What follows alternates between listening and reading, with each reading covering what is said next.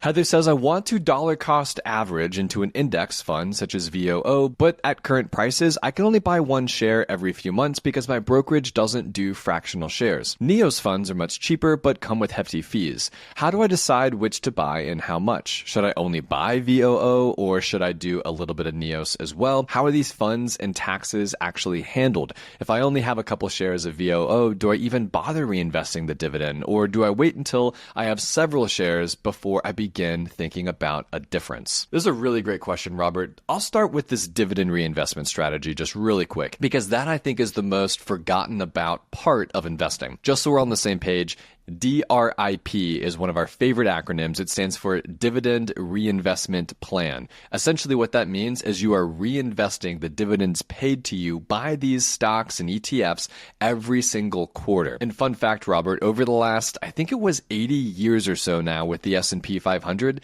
78% of the total return of the S&P 500 was due to dividends being reinvested back into the index. Dividend reinvestment is the smartest thing to do with your dividends, especially if it's an ETF like VOO or VTI or some larger index fund that's going to continue to grow over time. So Robert, why don't you now address the fractional shares? Yeah, I think it's important to understand if you're with a brokerage and currently you're looking to invest smaller amounts and they don't do fractional shares, just find a different brokerage. There are many, many platforms out there like public.com where you can buy the fractional shares.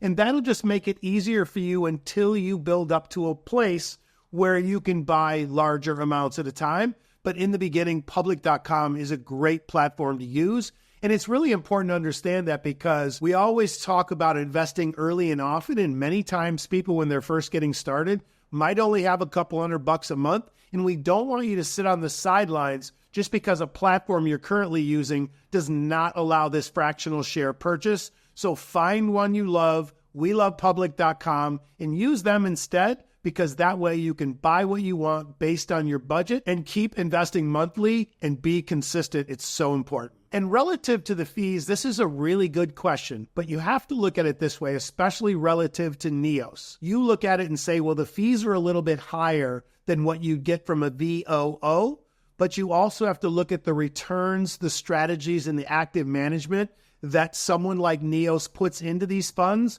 We believe they're absolutely worth the higher fees.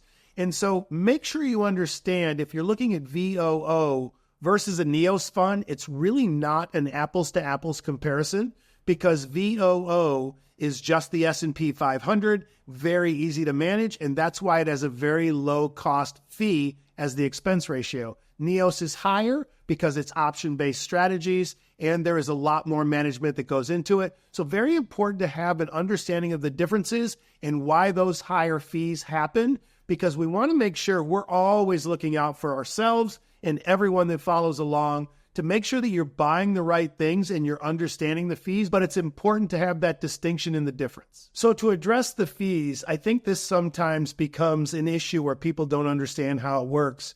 So let's break it down a little bit. Basically, when you look at that expense ratio, it's not an extra fee you're paying out of pocket or you have to write a check or anything like that. It is just deducted from the overall gains of the money you have in the account in that investment, along with your gains. So for instance, with VOO, the expense ratio is 0.03, and that is just deducted continuously every single day throughout the performance and lifetime you own the investment. And so you don't have to worry about it as being this big fee overall, when it's going to come out, how much it costs, because it's really just blended in and you won't even notice the difference of it being deducted on a daily basis.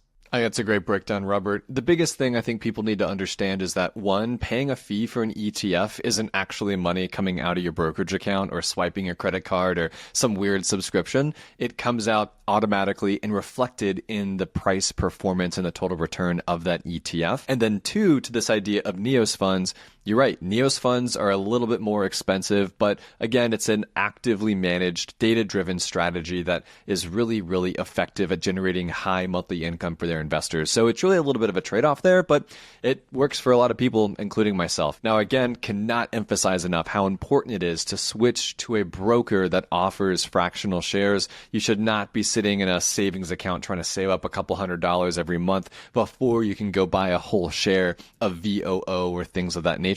Use fractional shares. We promise it is so much easier.